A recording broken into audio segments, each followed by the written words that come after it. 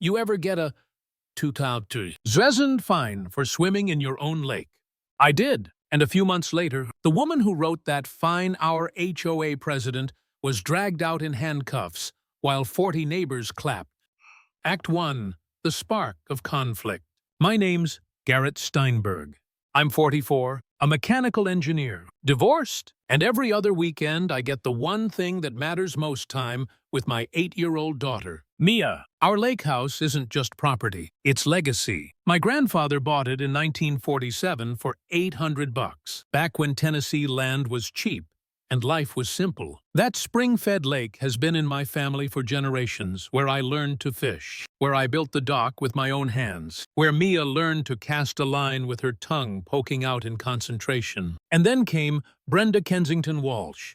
Picture this: big white BMW, perfectly manicured lawn, clipboard glued to her hand like it's an extension of her arm. She moved in from Connecticut 2 years ago, and within 6 months crowned herself president of the Willowbrook Estates HOA. Under the old president, fees were $45, covered flowers on the roundabout, and Christmas lights. Under Brenda, $180, and she patrolled the neighborhood like a prison guard with a stopwatch, literally measured grass height with a ruler. I thought she was just eccentric, until the day she marched down my dock. I was waist deep in the lake, sun on my shoulders, Mia giggling as minnows darted between her toes. When Brenda's heels clacked on the boards, she held a certified letter like it was a weapon. "You're in violation," she barked. "Swimming in a community water feature. $2,000 fine." Community water feature. My blood went cold. This lake was mine, deeded to my grandfather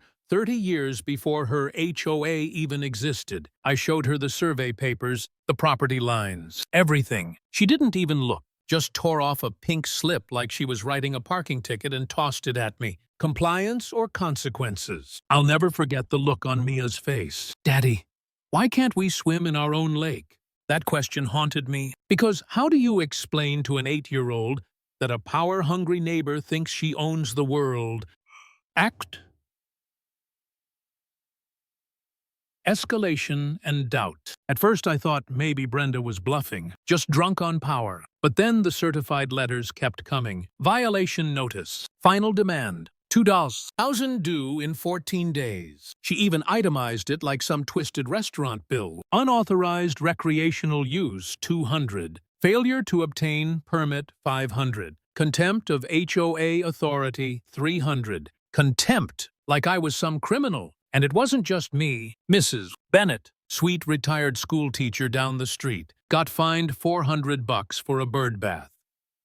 Her late husband installed in 1987. The Henderson kids, $800 for a slip and slide during a heat wave. Brenda wasn't running a homeowners association, she was running a racket. Still, there were nights I sat on that dock, staring at the water, asking myself if maybe I should just pay the fine, keep the peace, sell the place, walk away. Because fighting Brenda felt impossible. She had the board, the letterhead, even her brother-in-law's law firm behind her. Me, I was just a divorced dad who wanted weekends with his daughter. I remember one night, Mia had already gone to bed, and I was flipping through the violation notice under the kitchen light. My hands were shaking. Maybe I'm wrong. I thought, maybe they really do have the power. That thought hollowed me out. Then came the turning point. I walked over to check on Mrs. Bennett. She was trimming roses, eyes darting like Brenda might be hiding in the hedges. She whispered, "She got you too, didn't she?" Then she told me how Brenda demanded kickbacks from a pool contractor, how neighbors were terrified, and that's when something snapped. I wasn't crazy. This wasn't me being difficult. This was extortion, plain and simple. So I did what any good engineer does. I researched 3 pots of coffee. 4 hours later, I found it, the grandfather clause in Tennessee property law. If your land predates the HOA, their covenants can't touch you. My grandfather's 1947 deed was a shield Brenda couldn't pierce. That night, I wrote the most satisfying letter of my life. Certified mail, legal language, statutes highlighted. In polite lawyer speak, it said, "Nice try, Brenda. You're dead wrong." But here's the thing about people drunk on power. They don't back down when you show them the rules. They double down. Soon Brenda was posting on Facebook that my lake might be contaminated. whispering in grocery store aisles that my dock disrupted neighborhood drainage. Some neighbors started avoiding me. The Hendersons wouldn't wave when I drove by. Brenda was poisoning the well socially, legally, financially, and I'll admit, that crushed me. The doubt came roaring back. What if she really ruins my reputation? What if Mia grows up thinking her dad's some kind of neighborhood menace? Then came the break I needed. The county inspector, tired of Brenda's 47 complaints in 8 months, came out to look at my dock. He shook my hand, laughed, and said, "Your dock's safer than most marinas. Document everything. That woman's building a pattern." So I started a file. Letters, witness statements, inspection reports. And I wasn't alone anymore. Mrs. Bennett joined me, then the Hendersons, then more neighbors. We called it Operation Clipboard Takedown. What started as one man versus a clipboard became a community versus a tyrant. Act 3.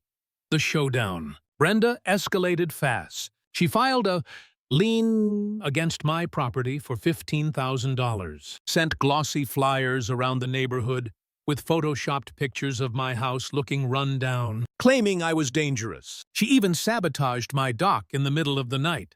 My cameras caught a shadowy figure sawing through support beams. But the lowest blow, she had someone threaten Mrs. Bennett's 14-year-old grandson at school, told him his grandma might get hurt if she didn't stop causing trouble. That was it. That crossed every line. Parents who'd been silent suddenly rose up. By the time our annual HOA meeting rolled around, we had 37 households in our corner. That night, the community center parking lot looked like Black Friday. 43 of 47 families showed up. I walked in with a laptop bag full of evidence. Brenda walked in with her brother-in-law, her fake smile plastered on like she was running for office. She banged the gavel. "I call this meeting to order." I raised my hand. Homeowner participation. She had no choice but to recognize me. I plugged in my laptop, and up on the projector popped 2 columns. Before Brenda, $45 fees. After Brenda, $180. Gasps rippled through the room. Slide after slide inflated contracts. Payments to her family businesses. Legal bills for her brother-in-law's divorce. Then the smoking gun. A breakdown showing $187,000 siphoned off in 26 months. "She didn't just fine us," I said, voice rising. "She stole from us. She vandalized property. She threatened children. She turned this neighborhood into her personal ATM." The room erupted. "Are you kidding me?" "Let him finish." Neighbors shouting, standing, pointing. Brenda snapped, "This is a malicious conspiracy. Without my management, this community will collapse." And that's when Deputy Martinez stepped forward from the back. His badge glinted in the fluorescent lights. His voice cut through the chaos. "Brenda Kensington Walsh, you're under arrest for embezzlement, mail fraud, and witness intimidation." The metallic click of handcuffs echoed like a gunshot. Brenda shrieked, twisting, her voice breaking into pure venom. "You'll regret this. Property values will crash without me." And then Mrs. Bennett, small but steady, stood up. Her voice carried across the room like steel. "No, Brenda. The only thing crashing is your scam." The room fell silent, then exploded in applause as Brenda was led out, red-faced, shouting into the hallway while her brother-in-law lawyer slunk toward the exit. And just like that, it was over. Closing line. Power only lasts until someone shines a light on the truth. And that night, the light burned bright enough to blind her.